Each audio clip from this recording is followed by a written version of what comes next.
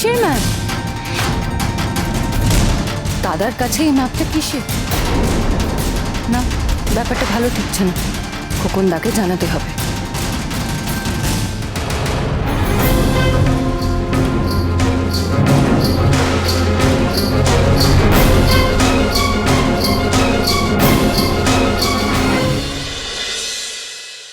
দুটো রুটি হবে?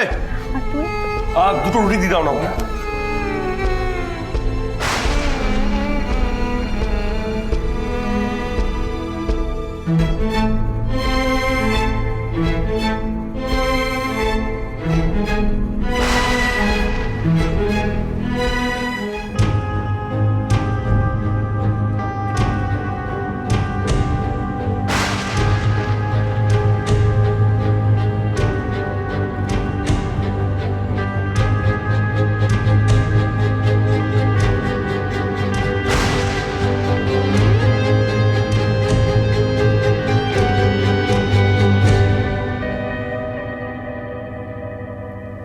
আজও সেই এক অবস্থা। হ্যাঁ,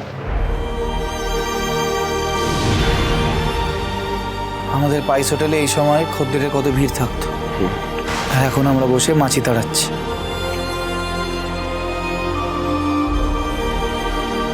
তাই ঝড় বাদলার দিনে, বৃষ্টির দিনে লোক আসবে কি করে? বৃষ্টি তো আজকে হচ্ছে দাদা, এই গত কয়েকদিনে কতই বা খদ্দের এসছে। দিদি, আজকে হস্টেলে 20 প্লেট খাবার বেশি লাগবে। আর মুখার্জি বাবুর বাড়িতে আজকে 50 প্লেট খাবার অর্ডার করেছিল, সেটা বাড়িয়ে 75 প্লেট করে দিয়েছেন। যাক, ঐশানীর তাও কিছু অর্ডার আসছে। এই দেখ মেজরা, মেজ বৌদির হরগৌরীতে দম ফেলার ফুরসত পাচ্ছে না লোকজন, আর আমরা গালে হাত দিয়ে বসে আছি। হ্যাঁ, তা দূরত্ব তো বেশি নয়, যা না। এখানে বসে থাকতে কে বলেছে গালে হাত দিয়ে? যা বৌদির খিদমত গিরি কর, যা। তুই সবসময় সবাইকে এবার ধমকে থামালে তো হবে না দাদা। দিবাকর তো ভুল কিছু বলেনি। কেন আমাদের হরগৌরী পাইস হোটেলে খদ্দের আসছে না সেটা একবার ভেবে দেখেছিস? কেন আমাদের পাইস হোটেলের ব্যবসায় মন্দা চলছে এটা একবারও ভেবে দেখেছিস? ভাবিস নি দাদা, ভাব। কারণ খদ্দেররা নিজের পছন্দের মতন খাবার পাচ্ছে না, তাই। আর তার উপরে তুই আগের দিন ওই কাস্টমারের সাথে যা ব্যবহার করলি। খবরদার সব কর। নিজেকে না বেশি তালে বর ভেবে ফেলিস না। আর তোর যদি মনে হয় আমার সঙ্গে তোর ব্যবসা করা পোষাচ্ছে না, তাহলে থাকতে হবে না হরগৌরী পাইস হোটেলে। আছে না, তোমার বউ আছে তো, তার তালে তাল মেলাও, সাহেবি খানা বানাও।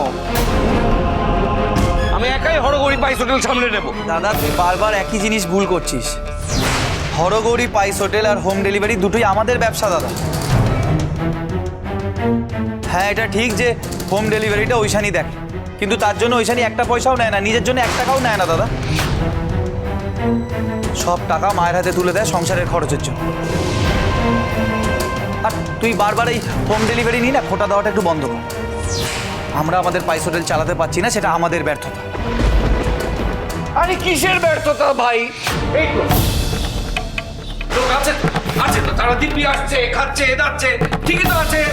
কি ঠিক আছে, ঠিকঠাক ব্যবসা হচ্ছে দাদা? তাহলে বল, গত কয়েকদিনে কত টাকার ব্যবসা করছিস? সবার সামনে তুই আমাকে টাকা নিয়ে প্রশ্ন করছিস? এত বড় আসপর্দা তোর, এত বড়! আমাদের পারিবারিক ব্যবসা যদি ক্ষতি হয় তাহলে তো আমাদের সবাইকে ভাবতে হবে বই কি। আর আপনার খামখেয়ালিপনার জন্য যদি আমাদের পারিবারিক ব্যবসা বসতে শুরু করে তাহলে আপনাকে বলবো না?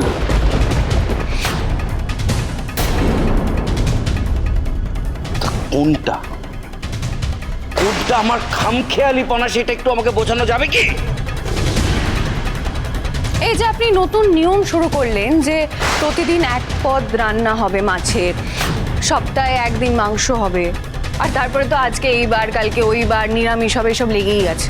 তা কাস্টমাররা তো পাইস হোটেলে খেতে আসে, তারা যদি এসে নিজেদের পছন্দের খাবার নাই পায় তাহলে তারা পাইস হোটেলে আসবে কেন?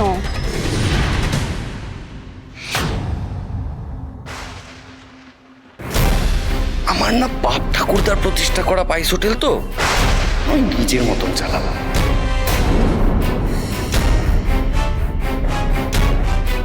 তোমার থেকে শিখবো না কিভাবে এই পাইস হোটেল চালাতে হবে। আপনার একার বাপ ঠাকুরদার পাইস হোটেল নয়, শঙ্করেরও বাপ ঠাকুরদার পাইস হোটেল। আর শঙ্কর প্রতিদিন নিজে হাতে রান্না করে কাস্টমারদের খাওয়ায়, তাই শঙ্কর খুব ভালো করেই জানে কাস্টমারদের স্বাদ, কাস্টমারদের রুচি, কাস্টমারদের পছন্দ সবকিছু। বলছে আমাদের বাপ ঠাকুরদার পাইস হোটেল নিয়ে অত না ভেবে যে ব্যবসা দুটো নিজে চালু করেছো সেটা নিয়ে ভেবেছো। এই যে হোমস্টে, তাতে যে দুজন অতিথি এসেছে তারা কি খাচ্ছে, তাদের কি প্রয়োজন, সারাদিনে জিজ্ঞাসা করেছো একবারও? মনে তো হচ্ছে না। দাদা আগে তো হোমস্টে নিয়ে এত ভাবেনি, এক কথায় লোকগুলোকে থাকতে দিল। এখন আবার তাদের খাবার দাবার দেওয়া হয়েছে কিনা জানতে চাইছে। এবারে যারা এসেছে তাদের নিয়ে যেন একটু বেশি ভাবছে। কেন জানি না একটা খটকা লাগছে আমার। হ্যাঁ দাদা, আমি ওনাদের সময় মতন খাবার পৌঁছে দিয়েছি।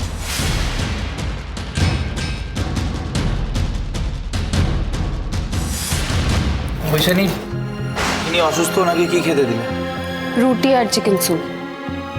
এই ওরা যে কাল হাসপাতালে যাবে, সেখানে যাওয়ার পর আবার না বলে বেশি দিন কলকাতায় থাকতে হবে। ভাস্কর একটা কথা ঠিকই বলেছে, এইসব রুগীদের হোমস্টেতে থাকতে দেওয়া খুব একটা কাজের কথা নয়। আমি বরং যাই, গিয়ে লাহিড়ী কাকুকে খাবারটা দিয়ে আসি। বৈশানী, বৃষ্টিটা একটু থামুক তারপরে যাব। না শঙ্কর, এই বৃষ্টি থামার নয়। ওয়েদার রিপোর্টে বলেছে নিম্নচাপ হয়েছে, 2 দিন লাগবে এই বৃষ্টি থামতে। তাছাড়া আমার রেনকোট আছে তো, কি অসুবিধে?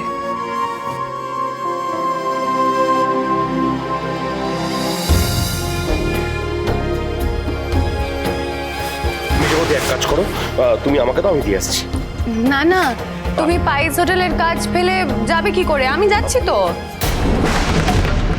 আবার সেই লাহিড়ী বাবুর বাড়ির নাম করে বেরোনো, ওই বাড়িতে কি রহস্য লুকিয়ে আছে? এই ঝড় বৃষ্টির মধ্যে তোমাকে যেতেই হবে। কেন যেতে হবে মেজবউ? আসলে উনি একা মানুষ তো, ওনার মেয়ে বিদেশে থাকে। আমাকে নিজের মেয়ের মতোই ভালোবাসেন উনি, তাই ওনার খাবারটা আমি ডেলিভারি দিতে যাই। আসি শঙ্কর। হ্যাঁ,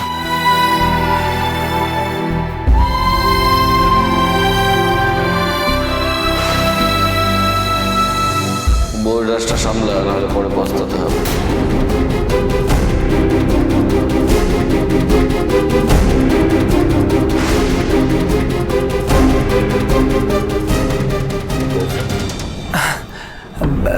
তোর মেজ বৌদি এত জেদি না?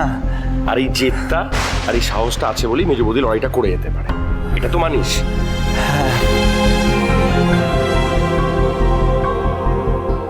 বউর রাস্তা সামলা, নাহলে পরে পস্তাতে হবে।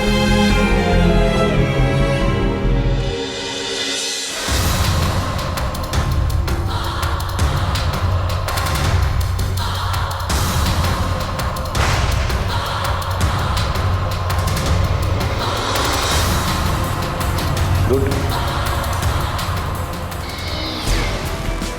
সো সরি স্যার, আজকে অনেকটা লেট হয়ে গেছে। আসলে বাড়িতে অনেকগুলো মিথ্যে কথা বলে আসতে হয় তো। এনিওয়ে, আজকে আমি আপনাকে একটা ইনফরমেশন দেওয়ার জন্য এসেছি। আজকে আমাদের হোমস্টেতে একটা কাপল এসেছে।